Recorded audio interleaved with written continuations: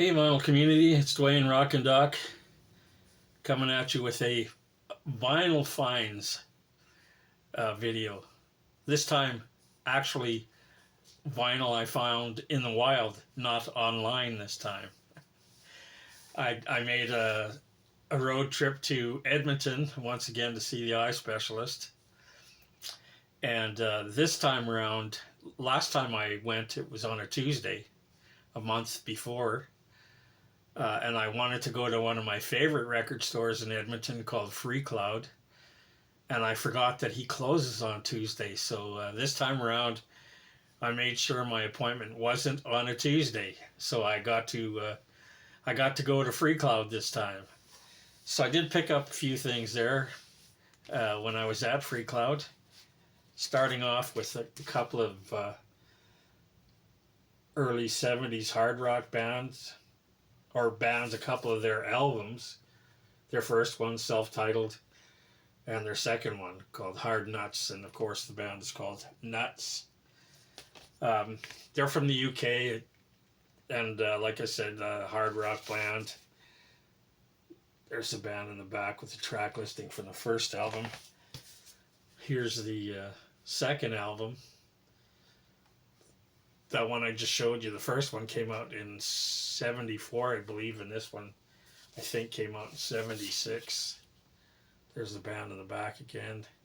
And I kind of like this one a little bit better than this one. This one rocks a little harder. And one of my favorite tracks by them is this one there called Loser. And I believe they put out one more album, a live album, and I've got all of those on CD, but I finally picked up the vinyl because it was cheap. I got those for like $10 a piece. Then I got this one. He sometimes puts little stickers on the outside that gives you a description of the band, and this is a band that was around the New York scene back in the 70s, I believe. But it's got, and I think, I'm not sure, but I think that's him there. Tell me if I'm wrong. The band's called Shrapnel, but it's got Dave Windorf, who went on to join Monster Magnet. He's in the band, and this is kind of the first track on side one is kind of a hard rockin' track, and the others are kind of like 80s new wave sort of thing. And I didn't notice till I got home. It's a promo copy. And I think it's a white label. Yep. White label promo. Yippee! I'm not all gung-ho for white label promos like some people are, but it's kind of cool once in a while to get one. Anyways, I think this was their debut EP. Nothing great, but it's all right. And then I picked up another copy of this. I already have this, but I was looking for one that's a better copy. The one I have has got a lot of surface noise. This one, the cover's a little bit better. This is Rhinoceros, their first album, Satin Chickens, from I forget what year, early 70s, I believe, or late 60s. But like I said, this is a replacement copy. The vinyl on this one's there's still some surface noise, but it's not as bad as the copy I have. So I'll keep this one. Maybe I'll come across an even better copy, but I'll sell the other copy. I also picked up this one because I have their first album. This is a band called Ramatam, and this is their second album. In April came the dawning of the Red Suns, and their first album, the original band had Mitch Mitchell from the Hendrix Experience and Mike Panera from Iron Butterfly in it, but they have since the first album and this album, they left the band and there's new members now. There's a picture of the new members there with track listing on the back. And I don't know, I was kind of disappointed in this album. I did like their first one, but this one's a lot mellower than the first one. It's got a couple of tracks with lots of strings and horns on it. Then there's a track, the Stars and Stripes Forever, like a marching band kind of thing, and it's like, why did you even put that on the album? It's like a waste. Anyways, they could have done without that. And there is a couple of good rockers on here, but there's few and far between. So overall, this is kind of a mellow album, and it even ends with which I'm sure some people would have thought could have another track that could have been left off. Is it ends with a 50s style rock and roll doo-wop kind of track, which I don't mind because I like that kind of stuff, but I'm sure some people didn't care much for it. Anyways, this is their second album, and I believe their last album, and didn't like it as much as I liked their first one. Then this one I just picked up. Don't know anything about this record. I know the band, it's Mungo Jerry, but this one's Ray Dorset and Mungo Jerry. It's called Lovin' in the Alleys, Fighting in the Streets. And I got this for cheap, like $8, I think, and I wasn't expecting much from it. I figured, this is later period Mungo Jerry, it'll probably suck. But I really like this album. It's really a good rockin' with a little touch of glam, but it's a great album. I really like this. So that's a later period Mungo Jerry. And I believe there's still, I don't know how many members of this band, this version of Mungo Jerry are from the original, but I think most of them are. But it's a highly recommended album. You can probably, like I said, you could probably find this for under $10. And it's a really good album. And then I picked up a couple of new things, and he was just taking these sort of out of the box. He just gotten these, and I saw them on the counter, and I said, how much for those? Because I want them. So I got two from these guys. Lost Straitjackets, who are normally instrumental rock surf band, but this one's got vocals on. There's a different singer that tells you the singer on each of the tracks.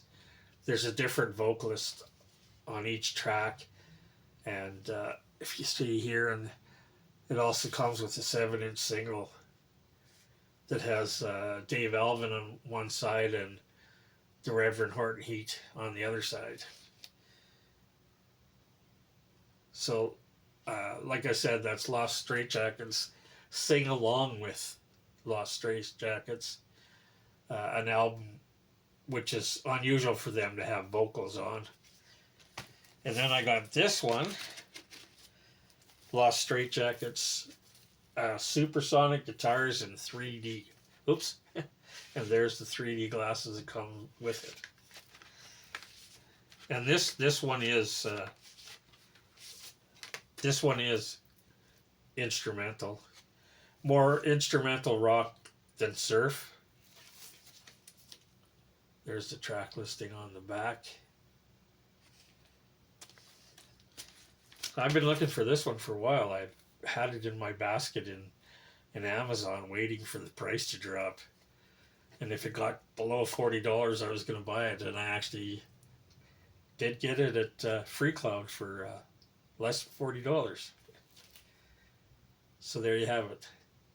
Lost Straitjackets, Supersonic Guitars in 3D.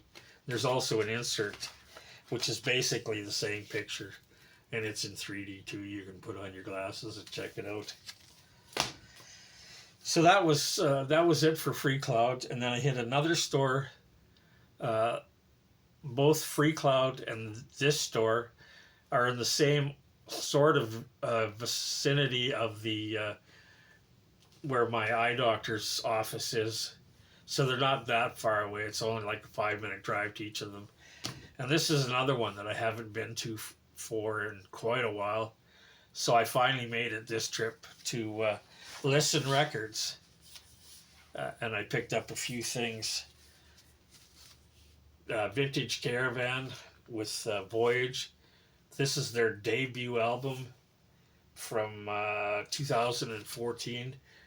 They're from Iceland, and they're kind of a melodic hard rock, a bit bluesy, a bit stoner, that kind of thing. This is a double album. There's the band there with the lyrics. And if I remember correctly, this plays at 45. And there's, as far as I know, they're still together. They did release an album last year, so I'm assuming they're still together. But this is Vintage Caravan. Great, great hard rock band. I really like this album. I've got this on CD. So if you, and I snapped this up because I've never seen any of their stuff in the wild before until I saw this one. So if you ever get a chance or you're not familiar with, great hard rock, kind of stoner rock album, and they're fairly young guys. And I picked up a couple of oldies. This one from Terry Knight and the Pack. I was actually looking for their first album, self-titled. This is their second album, Reflections. And I don't know, I was kind of disappointed in this, although I haven't heard the first one either. But the reason I was looking for it is because Terry Knight and the Pack was a band that had Don Brewer and Mark Farner that went on to form Grand Funk after this band, and Terry Knight was their manager. But this is kind of sort of run-of-the-mill kind of 60s pop. They've got a couple of tracks that one sounds like the Beatles and one sounds kind of like the Loving Spoonful, and nothing really rocking on this album. Still looking for the first one though, and I think, I'm not sure, but I think there's Mark Farner there and Don Brewer there, I think. Anyways, that's Reflections from the Terry Knight and the Pack. And I got this one from the Dave Clark 5 just because I don't have it. I have some of their other stuff, but this one's called More Hits of the Dave Clark 5. So obviously they've had other sort of best of albums. And the only track that I was really familiar with on this album is Over and Over. So I'm not really sure if this is an album of deep cuts, kind of the less familiar tracks or not. But that's the only one I'm really familiar with. So that's More Hits of the Dave Clark 5. And I also got a couple of blues things. He had a blues bin there with a couple of things on sale, so I grabbed this one. Eddie Clearwater, The Chief. And he's a Chicago blues man. And apparently he's, the story goes that he's part Cherokee Indian. That's why he performs a lot of time with the headdress on. But anyways, a good Chicago blues album. Here's another one. I think he's from Chicago too. Is J.B. Hutto and the Hawks with Hawk Squat. And I have this one on CD also. But I really like his slide guitar playing. There's a track listing on the back and a little blurb. But it's J.B. Hutto and his Hawk Squat. Another good blues album. So that was it for my trip to Edmonton. Uh, I did go into one other store, which will remain nameless. I bought a George Jones album for my grandson's girlfriend that she'd been looking for, but I didn't buy anything for myself because they're notoriously high priced, and I usually won't spend more than $30 on a used album unless I want it real bad. But I didn't find anything for myself, and I was in kind of a rush. I only had like an hour before my eye doctor's appointment, so I kind of rushed through there. I didn't have time to really look, but I looked through the new arrivals, and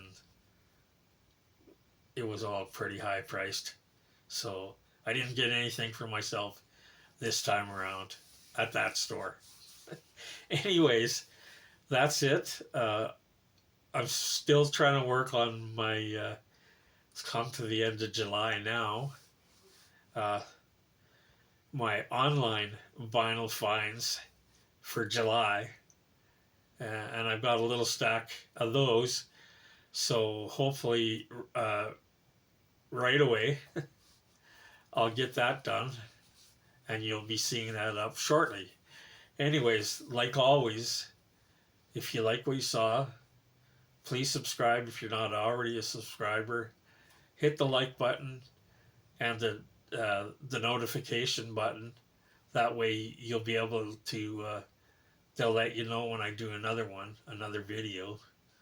And hopefully the next one will be soon. I sort of get waylaid sometimes trying to get things done. Anyways, that's it for this time around. I am going back later in August to my eye doctor again.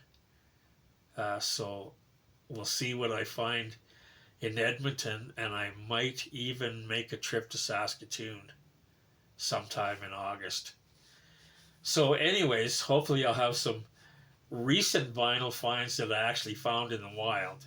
But there is an online vinyl finds for July, hopefully coming up soon. So keep an eye out for that.